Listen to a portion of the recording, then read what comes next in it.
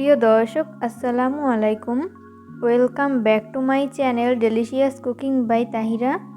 বরাবরের মতো আবারও হাজির হয়ে গেলাম নতুন একটি রেসিপি নিয়ে। আজকের পর্বে আপনাদেরকে ফুলকপি আর বেসন দিয়ে তৈরি অসম্ভব মজাদার একটি বিকেলের নাস্তা রেসিপি তৈরি করে দেখাবো। আর এই নাস্তা রেসিপিটি একবার তৈরি করে কাউকে খাওয়ালে বারবার তৈরি করার রিকোয়েস্ট আপনাদের কাছে আসতেই থাকবে। তো চলুন দর্শক রেসিপিটি দেখে নিচ্ছি শুরু থেকে শেষ পর্যন্ত। ফুলকপির এই নাস্তা তৈরি করার জন্য আমি এখানে মিডিয়াম সাইজের একটা ফুলকপি থেকে এইভাবে ফুলগুলোকে আলাদা করে নিয়েছি। আর ফুলকপিগুলোকে আমি অফ ক্যামেরায় খুব ভালো মতো ধুয়ে ক্লিন করে নিয়েছি।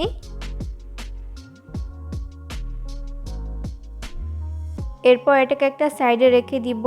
ফুলকপিগুলোকে সিদ্ধ করার জন্য চুলায় একটা পাত্র বসিয়ে দিয়েছি। এরপর পর্যাপ্ত পরিমাণ পানি দিয়ে দিয়েছি। পানি যখন হালকা গরম হয়ে যাবে ওই পর্যায়ে আমি ফুলকপিগুলোকে দিয়ে দিচ্ছি। এরপর আমি এর মধ্যে ব্যবহার করব হাফ চামচ পরিমাণ লবণ। এরপর স্প্যাচুলার সাহায্যে হালকা হাতে একটু নেড়েচেড়ে মিশিয়ে নিব।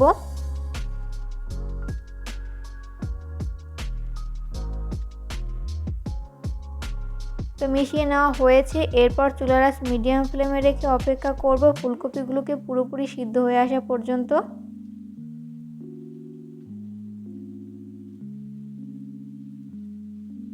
তো এই পর্যায়ে আমি হালকা হাতে একটু নেড়েচেড়ে মিশিয়ে নিব।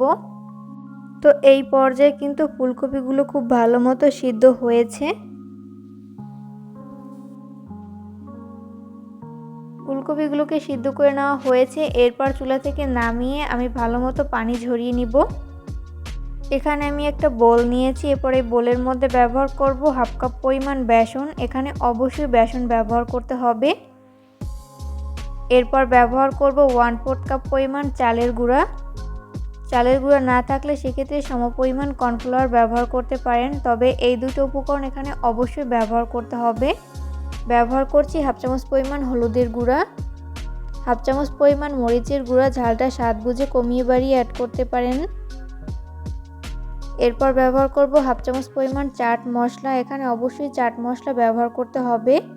হাফ চামচ পরিমাণ আদা বাটা দিয়ে দিচ্ছি, হাফ চামচ পরিমাণ জিরা বাটা, হাফ চামচ পরিমাণ রসুন বাটা।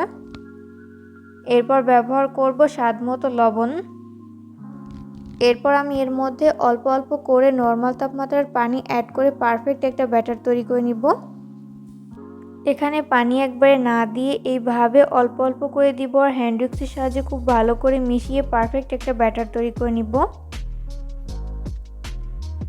আর এই ব্যাটারটি খুব বেশি পাতলা আবার খুব বেশি ঘন না, মিডিয়াম ঘনত্বের একটা ব্যাটার তৈরি করে নিতে হবে। তো মেশাতে মেশাতে এরকম পারফেক্ট একটা ব্যাটার কিন্তু তৈরি করে নেওয়া হয়েছে। আর এই ব্যাটারটি তৈরি করতে আমার এখানে হাফ কাপের মতো পানি লেগেছে, আপনাদের কম বা বেশি লাগতে পারে। এরপর আমি এর মধ্যে আগে থেকে সিদ্ধ করে রাখা একটা ফুলকপির স্লাইস নিয়ে এইভাবে কোট করে নিচ্ছি। এরপর এই নাস্তার শেপগুলোকে ফ্রাই করে নেওয়ার জন্য চুলায় একটা ফ্রাই প্যান বসিয়ে দিয়েছি। এরপর যথেষ্ট পরিমাণ সয়াবিন তেল দিয়ে দিয়েছি। তেল যখন মিডিয়াম আঁচে গরম হবে ওই পর্যায়ে আমি একটি একটি করে ফুলকপির শেপ দিয়ে দিচ্ছি।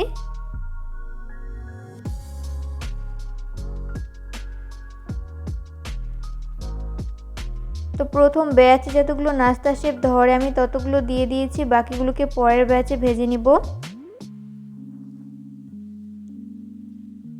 নাস্তাগুলো ফ্রাই করতে করতে যখন এক পাশ ফ্রাই করে নেওয়া হবে ওই পর্যায়ে আমি উল্টে দিব অপর পাশটি ফ্রাই করে নেওয়ার জন্য।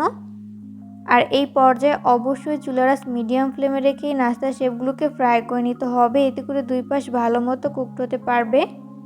কোনোভাবেই চুলার আঁচ হাই ফ্লেমে রেখে নাস্তার শেপগুলো ফ্রাই করা যাবে না।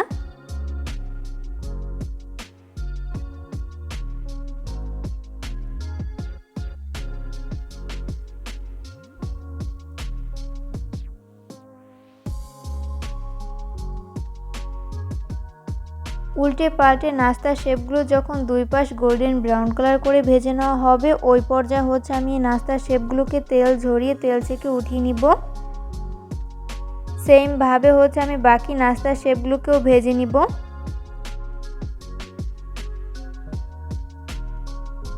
তো তো এই পর্যায়ে আমার সবগুলো নাস্তার শেপ ভেজে উঠিয়ে নেওয়া হয়েছে। আমি এগুলোকে একটা নাস্তার প্লেটে তুলে নিয়েছি। আর এই নাস্তার শেপগুলোকে আমি টমেটো সসের সাথে সার্ভ করেছি। চেষ্টা করেছি রেসিপিটি সহজভাবে শেয়ার করতে। আশা করছি বরাবরের মতো আমার আজকের রেসিপিটিও আপনাদের কাছে সহজ এবং ভালো লেগেছে। রেসিপি ফলো করে অবশ্যই বাসায় ট্রাই করবেন, দেখবেন পরিবারের ছোট থেকে বড় সবাই অনেক বেশি পছন্দ করবে আর অনেক মজা করে খাবে। ভিডিও ভালো লাগলে অবশ্যই ফ্রেন্ডস অ্যান্ড ফ্যামিলিদের মাঝে শেয়ার করবেন। পরবর্তী ভিডিও দেখার আমন্ত্রণ জানিয়ে আজকের মতো এখানেই বিদায় নিচ্ছি। সবাই অনেক বেশি ভালো থাকবেন। আল্লাহ হাফেজ।